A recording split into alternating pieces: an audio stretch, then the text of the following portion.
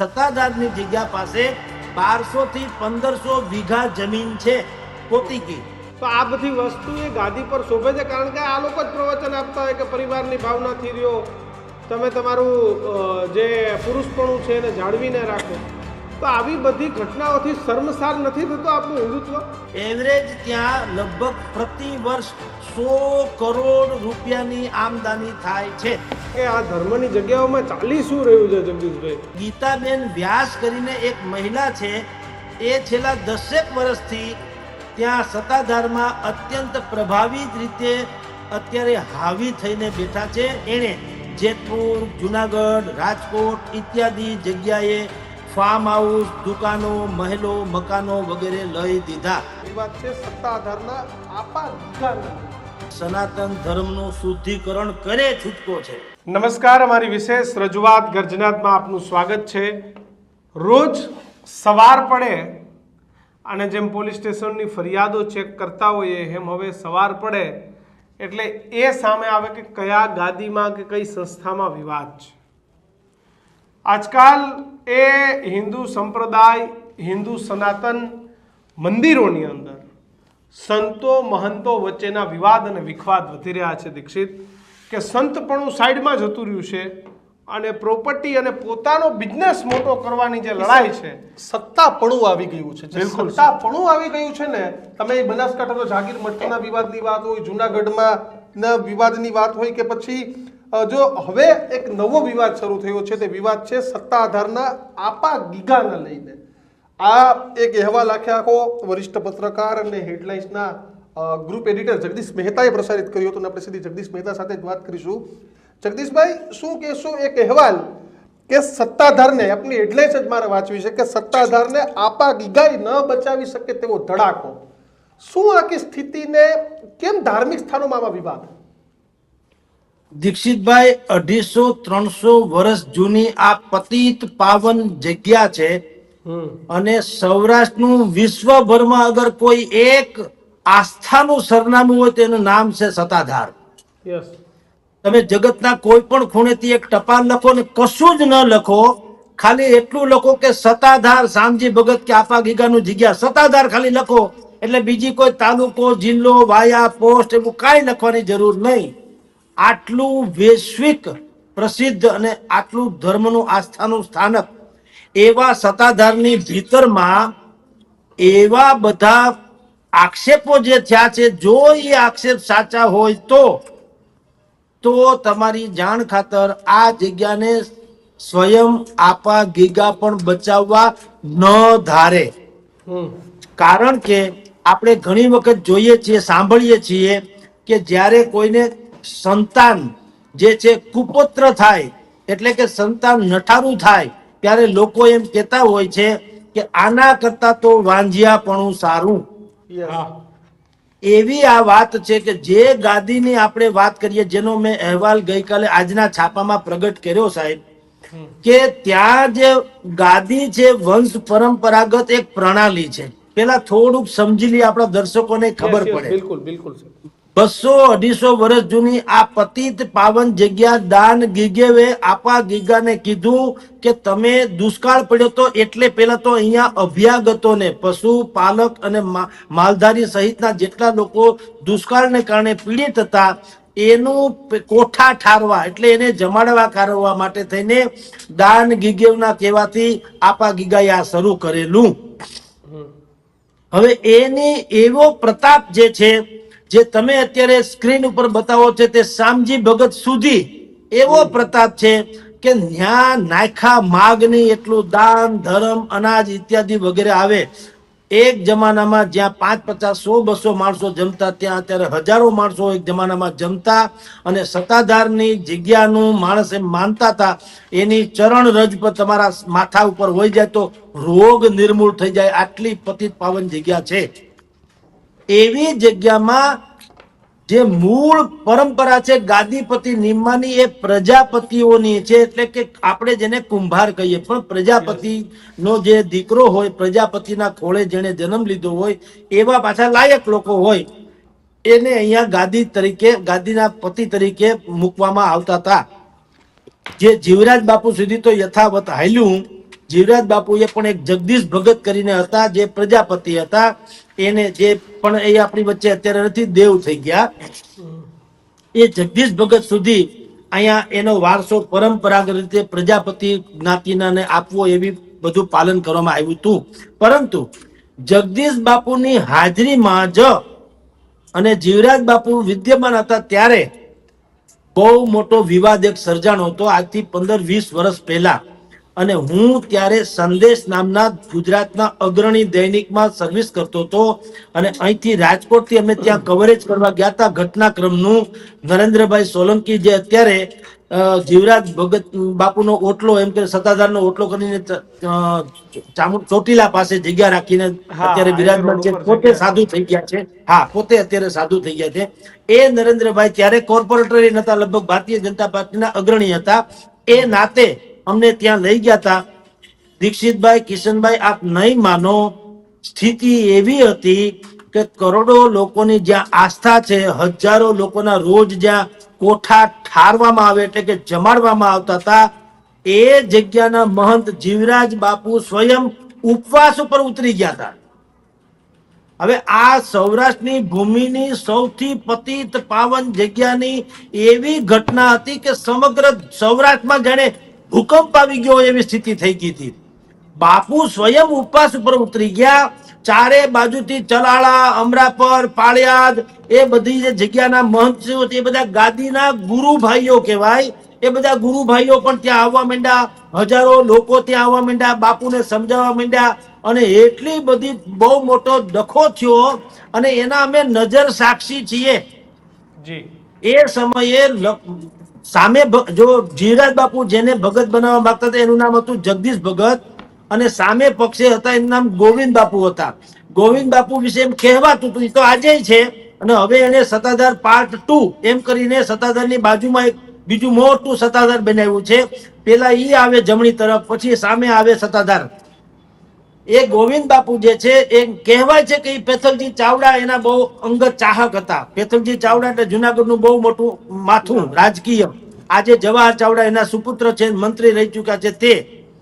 હવે એ ગોવિંદ બાપુ આહિર હતા, જગદીશ ભગત પ્રજાપતિ હતા. બંનેનો દાવો હતો કે અમને મહંત એટલે કે આરતી બારતી જે કઈ એને કહેવાતું હોય તે અમને રાખવા જોઈએ. આ બાબતની ખેંચાતાણી જબરજસ્ત ચાલેલી અને એ પણ જે તે સમયે અખબારોમાં હાહાકાર મચે એવા સમાચારો બન્યા હતા. પછી જેમ તેમ કરીને એ થાળે તો પાડ્યું, પણ થાળે પાડ્યું એ પણ કદાચ એવું સંદિગ્ધ હાલતમાં થાળે પડ્યું કે અત્યારે મેં જે આર્ટિકલ લખ્યો એમાં જે આશંકા જતાવવામાં આવી એ આશંકાને લગભગ સમર્થન મળે. આશંકા શું છે? એ આશંકા કોણે જન્માવી છે? વર્તમાન મહંત જે છે વિજય બાપુ, એના સગા મોટા ભાઈ છે નીતિનભાઈ ચાવડા. નીતિનભાઈ પોતે સરકારી વિભાગમાં સહકારી ખાતાના ઓડિટર રહી ચુક્યા છે, સચિવાલયથી માંડીને સૌરાષ્ટ્રની અનેક જગ્યાઓમાં. ખાસ કરીને મિલ્ક ફેડરેશન, દૂધને લગતી જેટલી સહકારી મંડળીઓ છે એના સરકારી ઓડિટર હતા નીતિનભાઈ. હવે એને એના સગો નાના ભાઈ છે, જો પૂર્વાશ્રમની વાત કરીએ તો વિજય બાપુ એના સગા નાના ભાઈ થાય. એને સ્વયં એવી આક્ષેપ કર્યો છે, ખાલી આક્ષેપ નહીં, કોર્ટમાં એફિડેવિટ કર્યું છે, મુખ્યમંત્રીને જાણ કરી છે, કલેક્ટરને જાણ કરી છે કે વિજય મહંત બાપુ જે છે એને સંદિગ્ધ હાલત, જ્યારે જીવરાજ બાપુનું અવસાન, કહેવાતું અવસાન એને તો લખ્યું છે, કહેવાતું અવસાન થયું એ પણ સંદિગ્ધ છે. કારણ કે બાપુ વિદ્યમાન હતા ત્યારે એની પાલખી તૈયાર કરી દેવામાં આવી હતી. પાલખીમાં બાપુને સુવરાવી દેવામાં, પેક કરી દેવામાં આવ્યા. જે વિધિ વિધાન પૂર્વક અમુક સાધુ સંતોનું ત્યાં હોવું જરૂરી થઈ જાય છે, એ સાધુ સંતો પણ ત્યાં રાખવામાં આવ્યા નહોતા અને સીધું ડિક્લેર કરવામાં આવ્યું કે જીવરાજ બાપુ દેવ થઈ ગયા. આવો આક્ષેપ એ નીતિનભાઈ ચાવડાનો છે. પહેલી વાત તો એ આક્ષેપ નંબર 1. આક્ષેપ નંબર 2, એને એમ કીધું સત્તાધારની જગ્યા પાસે 1200 થી 1500 વીઘા જમીન છે પોતીકી. એ જમીનની આવક 50 કરોડ રૂપિયા જેવી પ્રતિ વર્ષ સરેરાશ થાય છે. ત્યાં સૌથી મોટી ગૌશાળા છે, એનું 1 થી 1.5 કરોડ રૂપિયાનું દૂધ ઉત્પાદન થાય છે. અને બાકી જેટલા લોકો દાન દક્ષિણા આપે એ બધું જો તમે મિક્સ કરો તો ઇન એન એવરેજ ત્યાં લગભગ પ્રતિ વર્ષ 100 કરોડ રૂપિયાની આમદની થાય છે. હવે આ 100 કરોડ રૂપિયાની આમદનીનો કોઈ હિસાબ કિતાબ મળતો નથી એવો આક્ષેપ નીતિનભાઈ નો છે, ચાવડાનો. હવે આ આક્ષેપ થયો આર્થિક, પેલો મેં તમને કીધું તે થયો અલૌકિક ધીરજ બાપુના નિધનનો. હવે ઈથી વધારે સનસનીખેજ એક આક્ષેપ, છેલ્લા 15 વર્ષથી વિજય બાપુ જે છે એ ગાદીપતિ છે અને એની સાથે ખબર નહીં શું કોને ક્યાં ક્યારથી સંબંધ થયો હોય, પણ ગીતાબેન વ્યાસ કરીને એક મહિલા છે, એ છેલ્લા 10 વર્ષથી ત્યાં સત્તાધારમાં અત્યંત પ્રભાવિત રીતે અત્યારે હાવી થઈને બેઠા છે. એને વિશાળ બંગલો આપવામાં આવ્યો છે. એને કહેવાય છે કે ગીતાબેનના 1 થી 2 યા તો આ ત્રીજા મેરેજ છે, સાચું ખોટું રામ જાણે, એ તો એની એફિડેવિટમાં છે એટલે વાત કરું છું કે આ બીજા ત્રીજા મેરેજ છે. અને આગલા ઘરના એના જે સંતાનો છે અથવા તો એના જે પૂર્વાશ્રમના જે કોઈ સગા સંબંધીઓ છે એના માટે જીવરાજ બાપુને જગ્યાના આ જે મહંત બાપુ છે અત્યારે વિજય ભગત, એણે જેતપુર, જુનાગઢ, રાજકોટ ઇત્યાદિ જગ્યાએ ફાર્મ હાઉસ, દુકાનો, મહેલો, મકાનો વગેરે લઈ દીધા. હવે આ બધું કોણ, શું કામ અને એ બંને વચ્ચેનો શું સંબંધ છે એ હજી ઉજાગર નથી થયો. હવે એ તો માની લો કે જે સંબંધ હોય તે, પણ સત્તાધારની જગ્યામાં કોઈ ગીતાબેન વ્યાસ ઈ કયા હકથી ત્યાં બંગલો બાંધીને રહે છે અને માતાજી તરીકે પૂજાય છે, અથવા તો ઈ બીજા બધા ઉપર પ્રહારો કરી રહ્યા છે. આક્ષેપ એવો કહેવામાં આવ્યો છે કે જેટલા લોકો ત્યાં અભ્યાગતો આવે છે એટલે કે દર્શનાર્થીઓ, ટહેલિયા એટલે લોકો શ્રદ્ધા રાખે, બાધા રાખે, આખડી રાખે કે ભાઈ મારું જો 100 દર્દ અથવા દુઃખ જો નિવારણ થઈ જશે તો હું 5 દિવસ સેવા કરવા આવીશ સત્તાધારમાં. પછી એ સાફ સફાઈનું કામ હોય, રોટલી વણવાનું કામ હોય કે કોઈ જે લોકો આવે છે એને આગતા સ્વાગતાનું હોય, જે સોંપવામાં આવે તે હું સેવા કરવા જઈશ, એને કહેવાય ટેલિયા. હવે ટેલિયા લોકો પણ ત્યાં સેંકડોની સંખ્યામાં આવે છે, પણ જે આક્ષેપ થયા છે એવા થયા છે કે એને પણ મારઝૂટ કરવામાં આવે છે, લીમડે બાંધીને ભયંકર મારવામાં આવે છે. અને કેટલાક લોકો જી જી જી એટલા માટે કહું છું. હવે કે આ ધર્મની જગ્યાઓમાં ચાલી શું રહ્યું છે જગદીશભાઈ? બસ એ તો ભાઈ કિશનભાઈ, એ તો સૌથી મોટો પ્રશ્ન છે કે કોણ શું કામ ચાલી રહ્યું છે આ બધું અને ક્યાં સુધી ચાલશે. કારણ કે કોઈ ટ્રસ્ટ ને મંડળની દેખાવ પૂરતું તો હોતું હોય છે, પરંતુ કેમ કોઈની ઉપજણ નથી. અને આ આક્ષેપ જે છે, આપણે સીધા પાગલ નથી કે એવડી મોટી જગ્યાની વિશેની કોઈ અઘટિત બાબતો હોય તો એમને છાપી કાઢીએ, પરંતુ આ આક્ષેપ સોશિયલ મીડિયામાં તો છેલ્લા 1.5-2 મહિનાથી નહીં, લગભગ 6-1 મહિનાથી ઇતર ઉધર પ્રમાણે થતો હતો. પરંતુ ખબર નહીં, એ જે મેઇન આક્ષેપ કરતા છે એનું કહેવાનું એમ છે કે ગમે તેટલી મારી સત્ય વાત હોવા છતાં કોઈ કરતા કોઈ એક લીટી નતું છાપતું, નતું એને સમર્થન. ગાદી સાથે જ આપણે ત્યાં ઘણી બધી ગાદી હોય છે, સાંસારિક માણસો ગાદી ઉપર બેઠા હોય છે અને ઘણી બધી ગાદી એવી હોય છે જ્યાં બ્રહ્મચારી એ ગાદી ઉપર બિરાજમાન હોય છે. પણ તમામ લોકો એક સ્વચ્છતા જાળવવી ખૂબ જરૂરી છે. તો આ બધી વસ્તુ એ ગાદી પર શોભે છે, કારણ કે આ લોકો જ પ્રવચન આપતા હોય કે પરિવારની ભાવનાથી રહ્યો, તમે તમારું જે પુરુષપણું છે એને જાળવીને રાખો. તો આવી બધી ઘટનાઓથી શર્મસાર નથી થતો આપણું હિન્દુત્વ? બિલકુલ કિશનભાઈ, એ તો મોટામાં મોટી પીડા છે. જે જગ્યાની આપણે વાત કરીએ, જ્યાં શામજી ભગત ને જીવરાજ ભગત સુધીના આવા મહાન પ્રતાપી વિભૂતિઓ થઈ ગઈ છે, આજે આપણે કેવું પડે કે જેદી આપણે કે મીઠપ વાળા માનવી જેદી આ જગમાંથી જાશે, કાગ એની કાન તેદી ઘેર ઘેર મંડાશે. આજે તમે જે લોકો આ વસ્તુ સાંભળે છે, સત્તાધારની વાત, આવા વિવાદની વાત, તો એને એમ લાગે છે કે એના હૃદય ઉપર વજ્રાઘાત થઈ ગયો છે. કારણ કે તમે ગાદીપતિ હમથા નથી બનતા. આ સત્તાધારની જગ્યા જ્યાં પાડા પીર તરીકે એક પાડો હતો, ભેંસનો પાડો, ઈ પાડા પીર તરીકે પ્રખ્યાત થઈ ગયા. તમે વિચાર કરો તો ત્યાંના સંતો તો કેવા હોવા જોઈએ. નથી મફતમાં મળતા એના સંત, નથી મફતમાં મળતા એના મૂળ ચૂકવવા પડતા, સંતોને સંતપણા નથી મફતમાં મળતા. આટલી આકરી કસોટીઓ પછી અને કેટલાય પ્રલોભનોથી દૂર બિલકુલ સાત્વિક જીવન જે ઠક્કડ ગિરધારીની જેમ જીવે, ત્યારે એને ગાદીપતિ તરીકેનો વારસ તો આપવામાં આવતો હતો. હવે એને બદલે અહીંયા જે કોઈ મેં હમણાં તમને વર્ણન કર્યું એ પ્રમાણેના જે આક્ષેપો થયા એ તો આપણા સાંસારિક લોકો કરતા પણ બિલકુલ નિમ્ન સ્તરના છે. એટલે આપણને એમ થાય કે આ જગત ક્યાં જાય, રહાતાળ થઈ ગયું છે.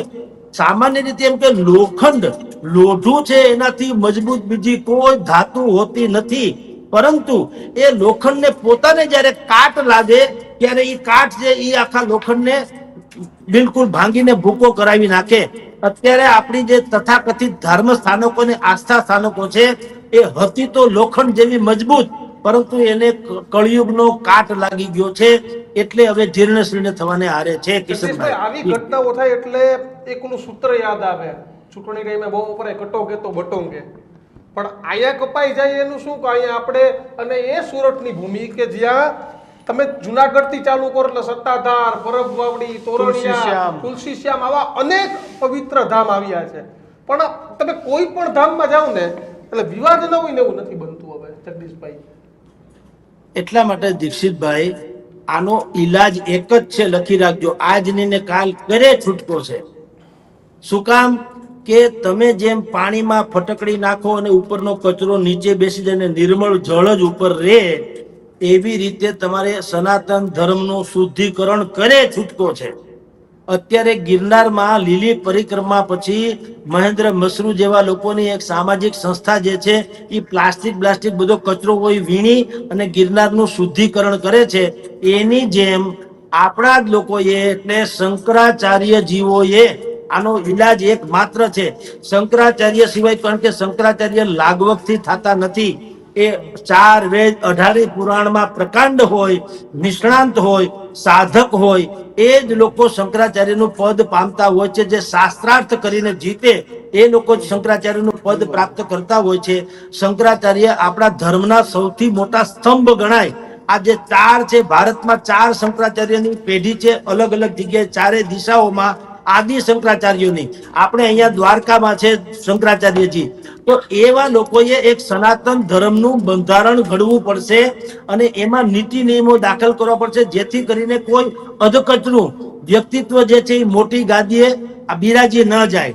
ઓલા કે અધકચરું અને એ અધકું પાત્ર અને અધકચરું ભણ્યો ભટકણી હોવે જેમ દીકરો જણ્યો. જ્યારે પોતે ખાલીપો અનુભવતા હોય એવા લોકો જ્યારે મોટા પદ ઉપર આવી જાય છે ત્યારે આવા છીછરાપણા થતા હોય છે, જેની આપણે અત્યારે ચર્ચા કરવી પડે છે. એટલે તમને કહું છું કે શંકરાચાર્ય જીવો જોઈએ આ હાથમાં લેવું પડશે, સરકારે એને સોંપવું જોઈએ. અને તમામ ધર્મ સ્થાનકો, અહીંયા ખાલી ગિરનારની વાત નથી આવતી, અંબાજીમાં ડખો હાલતો હોય છે, ઓલીકોર પૂર્વ બાજુ આવતો હોય છે, દેશભરમાં. કારણ કે એક રહેંગે તો ही तो સેફ રહેંગે. પણ ઈ એક રહેવા માટે થઈને બધાએ જે શુદ્ધિકરણ અપનાવવું પડશે. એ શંકરાચાર્ય સિવાય કોઈ છૂટકો નથી. બાકી તમે જે અત્યારે આપણે જેની ચર્ચા કરીએ છીએ એ તો એકબીજા ઓલા ફટાકડાની લૂમ જેવું છે. એકને આગ લાગી, બીજાને લાગે ઈએ ફૂટે, ત્રીજાને લાગે ઈએ ફૂટે અને બધાના ચૂથા નીકળી જાય. આવી સ્થિતિ છે અત્યારે કિશનભાઈ. કે સત્તાધારને, આપની હેડલાઇન્સ જ મારે વાંચવી છે કે સત્તાધારને આપા ગીગાઈ ન બચાવી શકે તેવો ધડાકો. શું આખી સ્થિતિને કેમ ધાર્મિક સ્થાનોમાં આવા વિવાદ? દીક્ષિતભાઈ, 250-300 વર્ષ જૂની આ પતિત પાવન જગ્યા છે અને સૌરાષ્ટ્રનું વિશ્વભરમાં અગર કોઈ એક આસ્થાનું સરનામું હોય તેનું નામ છે સત્તાધાર. યસ. તમે જગતના કોઈ પણ ખૂણેથી એક ટપાલ લખો ને કશું જ ન લખો, ખાલી એટલું લખો કે સત્તાધાર શામજી ભગત કે આપા ગીગાનું જગ્યા, સત્તાધાર ખાલી લખો એટલે બીજી કોઈ તાલુકો, જિલ્લો, વાયા, પોસ્ટ એવું કાંઈ લખવાની જરૂર નહીં. આટલું વૈશ્વિક પ્રસિદ્ધ અને આટલું ધર્મનું આસ્થાનું સ્થાનક એવા સત્તાધારની ભીતરમાં એવા બધા આક્ષેપો જે થયા છે, જો એ આક્ષેપ સાચા હોય તો તમારી જાણ ખાતર આ જગ્યાને સ્વયં આપા ગીગા પણ બચાવવા ન ધારે. કારણ કે આપણે ઘણી વખત જોઈએ છીએ, સાંભળીએ છીએ કે જ્યારે કોઈને સંતાન જે છે કુપુત્ર થાય, એટલે કે સંતાન નઠારું થાય, ત્યારે લોકો એમ કહેતા હોય છે કે આના કરતા તો વાંજિયાપણું સારું.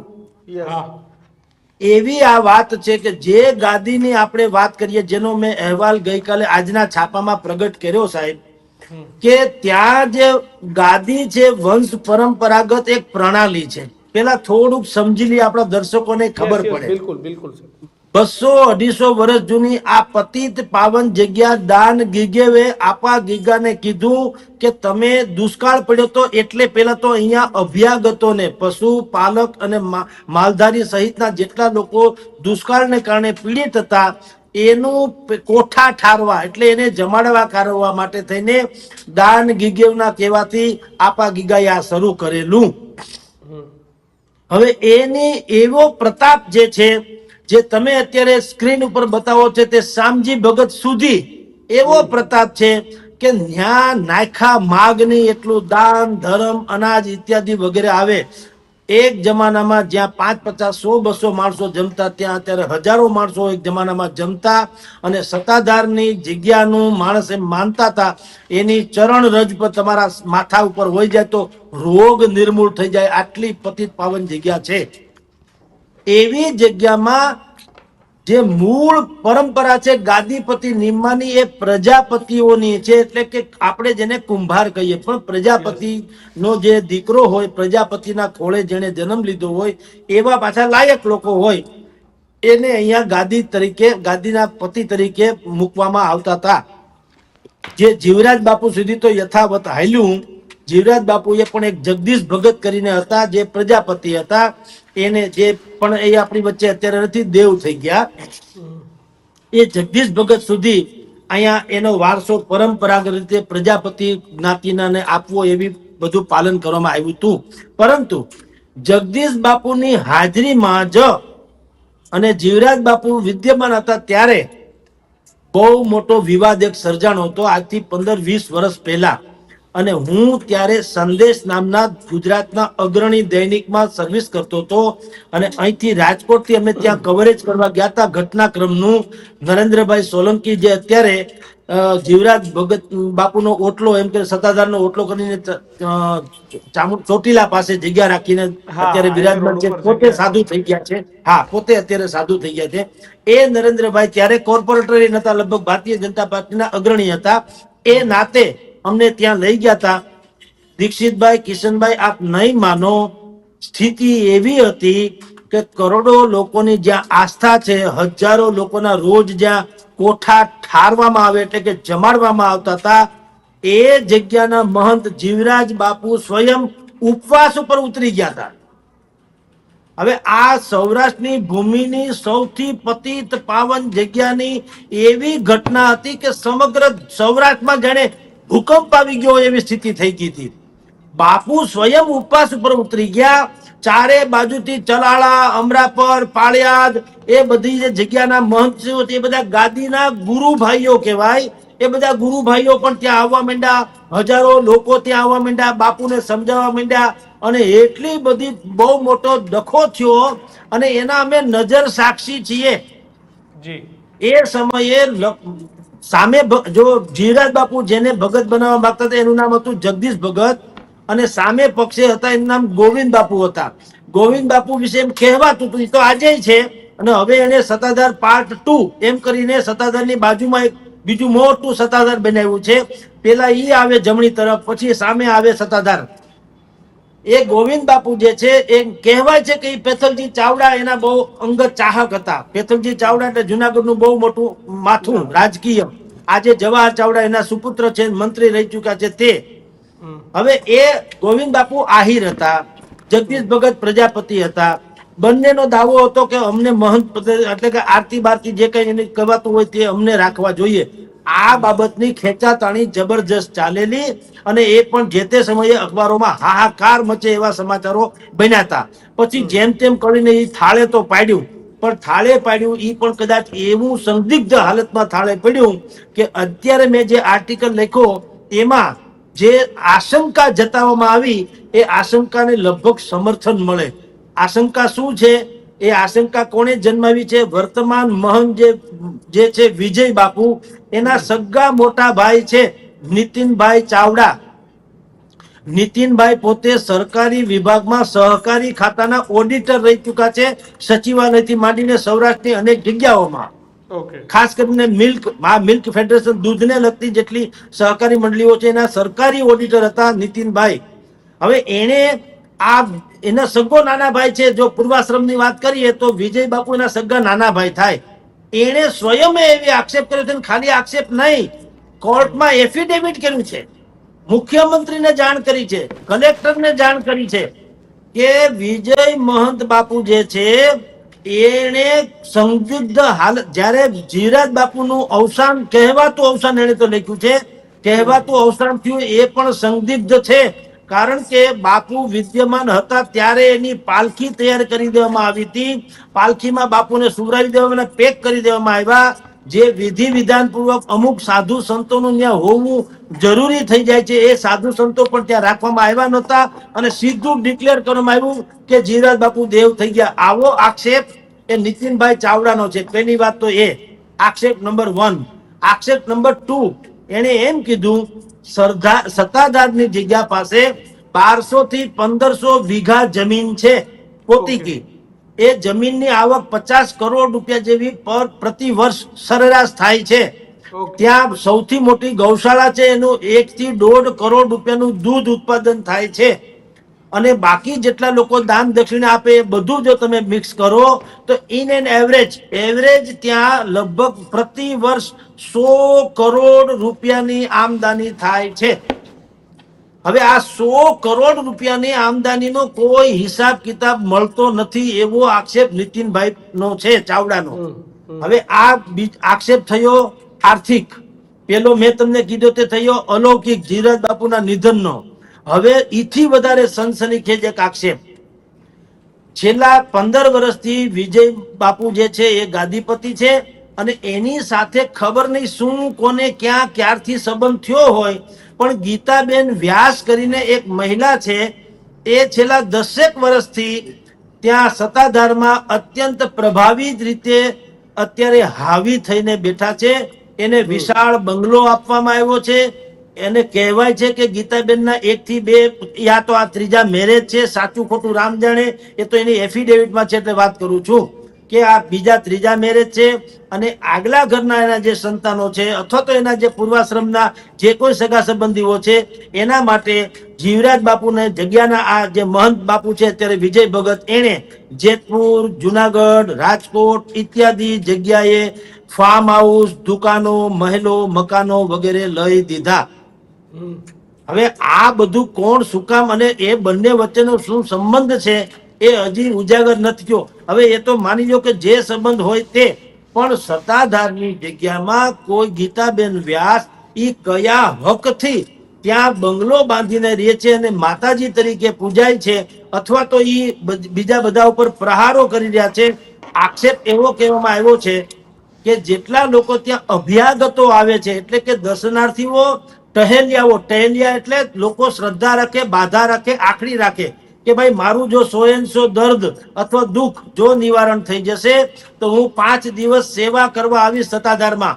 પછી એ સાફ સફાઈનું કામ હોય, રોટલી વણવાનું કામ હોય, કે કોઈ જે લોકો આવે છે એને આગતા સ્વાગતાનું હોય, જે સોંપવામાં આવે તે હું સેવા કરવા જઈશ, એને કહેવાય ટેલિયા. હવે ટેલિયા લોકો પણ ત્યાં સેંકડોની સંખ્યામાં આવે છે, પણ જે આક્ષેપ થયા છે એવા થયા છે કે એને પણ મારઝૂટ કરવામાં આવે છે, લીમડે બાંધીને ભયંકર મારવામાં આવે છે.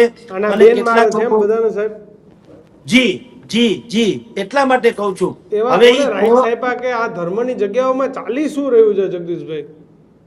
બસ એ તો ભાઈ કિશનભાઈ, એ તો સૌથી મોટો પ્રશ્ન છે કે કોણ, શું કામ ચાલી રહ્યું છે આ બધું, અને ક્યાં સુધી ચાલશે.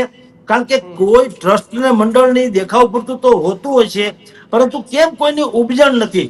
અને આ આક્ષેપ જે છે, આપણે સીધા પાગલ નથી કે એવડી મોટી જગ્યાની વિશેની કોઈ અઘટિત બાબતો હોય તો એમને છાપી કાઢીએ, પરંતુ આ આક્ષેપ સોશિયલ મીડિયામાં તો છેલ્લા 1.5-2 મહિનાથી નહીં, લગભગ 6-1 મહિનાથી ઇતર ઉધર પ્રમાણે થતો હતો.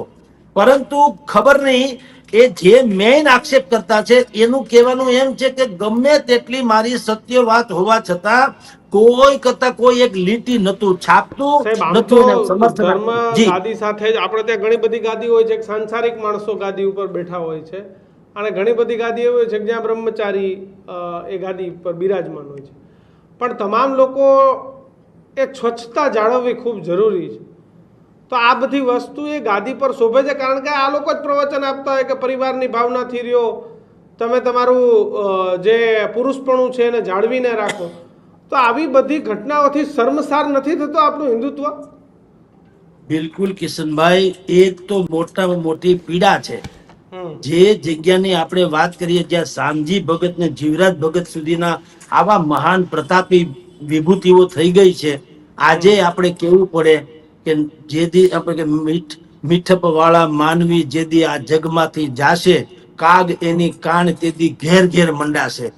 આજે તમે જે લોકો આ વસ્તુ સાંભળે છે, સત્તાધારની વાત, આવા વિવાદની વાત, તો એને એમ લાગે છે કે એના હૃદય ઉપર વજ્રાઘાત થઈ ગયો છે, કારણ કે તમે ગાદીપતિ હમથા નથી બનતા. આ સત્તાધારની જગ્યા જ્યાં પાડા પીર તરીકે એક પાડો હતો, ભેંસનો પાડો, ઈ પાડા પીર તરીકે પ્રખ્યાત થઈ ગયા. તમે વિચાર કરો તો ત્યાંના સંતો તો કેવા હોવા જોઈએ. નથી મફતમાં મળતા એના સંત, નથી મફતમાં મળતા એના મૂળ ચૂકવવા પડતા સંતોને સંતપણા નથી મફતમાં મળતા. આટલી આકરી કસોટીઓ પછી અને કેટલાય પ્રલોભનોથી દૂર બિલકુલ સાત્વિક જીવન જે ફક્કડ ગિરધારીની જેમ જીવે, ત્યારે એને ગાદીપતિ તરીકેનો વારસો આપવામાં આવતો હતો. હવે એને બદલે અહીંયા જે કોઈ મેં હમણાં તમને વર્ણન કર્યું એ પ્રમાણેના જે આક્ષેપો થયા, એ તો આપણા સાંસારિક લોકો કરતા પણ બિલકુલ નિમ્ન સ્તરના છે.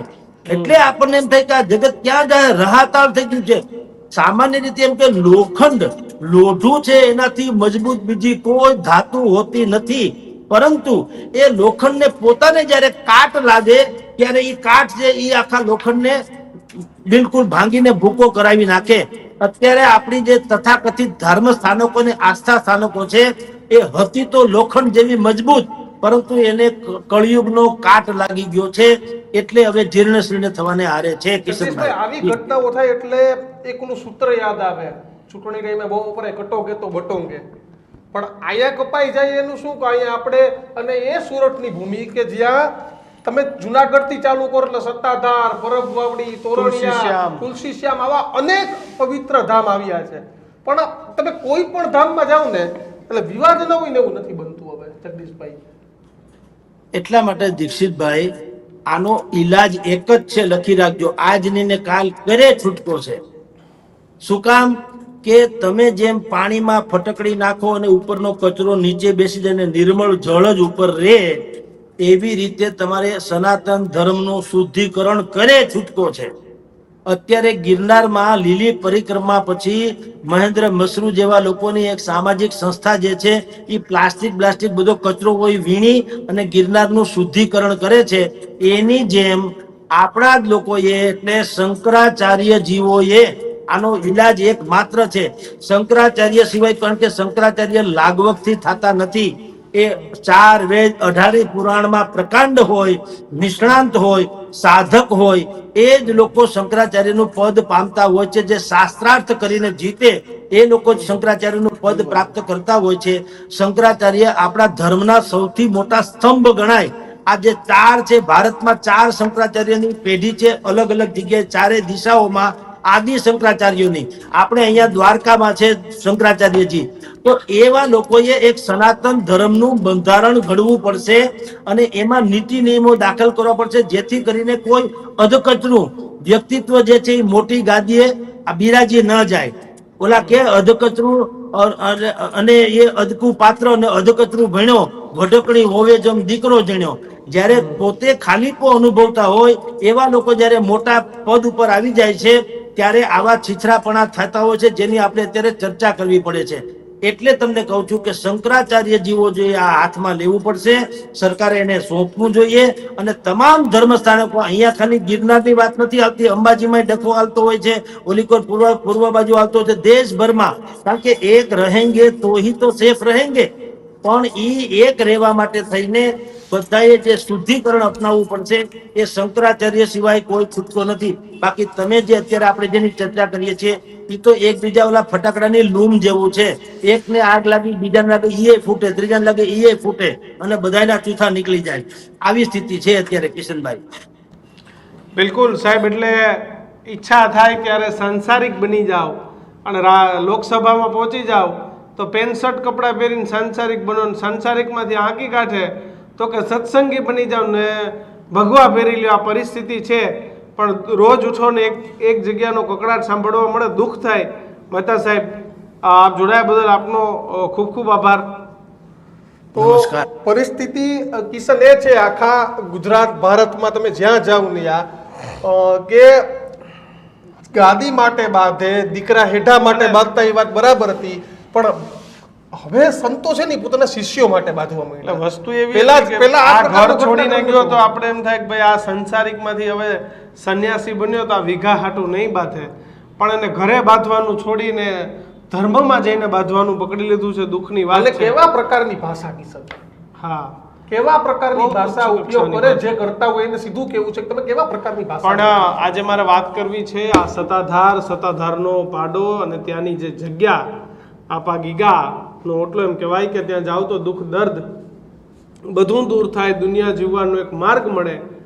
આવી પવિત્ર ધામ તમે વિચાર તો કરો. અહીંયા બનાસકાંઠા પાસેનો જાગીર મઠ હોય કે અંબાજી હોય, અમદાવાદનું ઋષિ ભારતી બાપુનું સરખેજ આશ્રમ હોય કે જુનાગઢની જગ્યા હોય કે આપા ગીગાના ઓટલાની હોય કે પછી સ્વામિનારાયણ સંપ્રદાયની સંતોની વાત હોય. ધંધાઓ તો જોઉં તમે, કોઈને જમીનો પડાવવી છે, કોઈને ચીટિંગ કરવા છે, કોઈને ગાદી કોઈને પડાવવી પૈસા છે. પડાવી લેવા છે. દીક્ષિત આ જ પ્રવૃત્તિઓ ધર્મના નામે ચાલે. એટલે તમે સંસાર છોડીને તમે જો ભગવા ધારણ કર્યા છે તો આ બધી શું મોહમાયા? સાધુ તો ચલતા ભલા, આ પ્રકારનો એક શબ્દ એક સાધુ માટે હોય છે, પરંતુ કિશન અફસોસ એ થાય કે હવે સાધુ તો સત્તા છે ભલા, જે હોય એના માટેની વાત છે. પાવર છે ભલા. તમે ગાંધીનગર સોમમંગળ બુધવાર જાઓ ને કિશન, એટલે જેટલા સફેદ કપડા વાળા હોય ને એટલા જ તમને કેસરી કપડા વાળા જોવા મળે. CM ને ને HM હા, ને HM ને બોલો. CM ને નાને આ તમારે શું કામ છે ભાઈ? આ સ્થિતિ છે. પણ ખેર કટો આશા કટો રાખીએ. બટો કે હું તો દર વખતે કહું છું ને ફરીથી કહીશ કે તમારા આવા ધંધા છે એના કારણે કપાઈએ છે ને બટીએ છે, બાકી આવી સ્થિતિ નથી આવતી. મારી વાત સાથે તમે કેટલા સહમત છો તે કોમેન્ટ બોક્સમાં લખજો. અને બધું આવા જ વિડીયો જોવા માટે જોતા રહો ન્યૂઝ રૂમ. હજુ પણ તમે અમારી ચેનલ સબસ્ક્રાઇબ નથી કરી તો અત્યારે જ કરી દેજો, કારણ કે આ પ્રકારના ગર્જનાદ આપણે કરતા રહીશું. નમસ્કાર.